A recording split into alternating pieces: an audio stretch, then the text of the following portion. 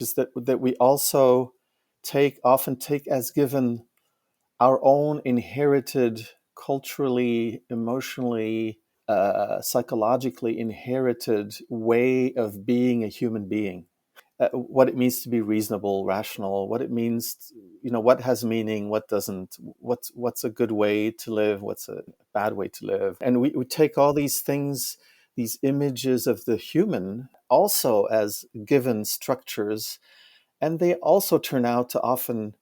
contribute to our alienation. And so one important concept that I work with in my research is what I call anthropological malleability, not just the malleability of structures, outer structures, like institutions, mechanisms, technologies, whatever, but also the malleability of ourselves as humans, which, the whole human potential movement of the 60s and 70s brought to the foreground.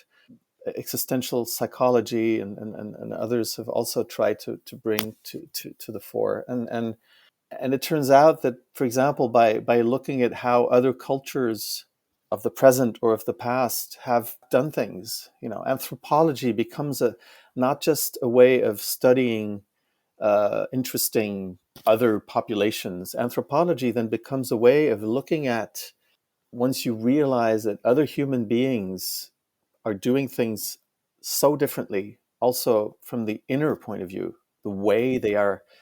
experience themselves as humans, the way they give meaning to things, the way that they are talking to themselves in their head or not, or whatever, the images that come up and the symbols that are being mobilized and the archetypes and all that stuff,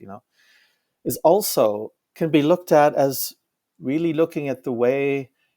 indigenous populations, for example, just show and carry and bear witness to a different way of being human. It shows us that our inner structures are also malleable.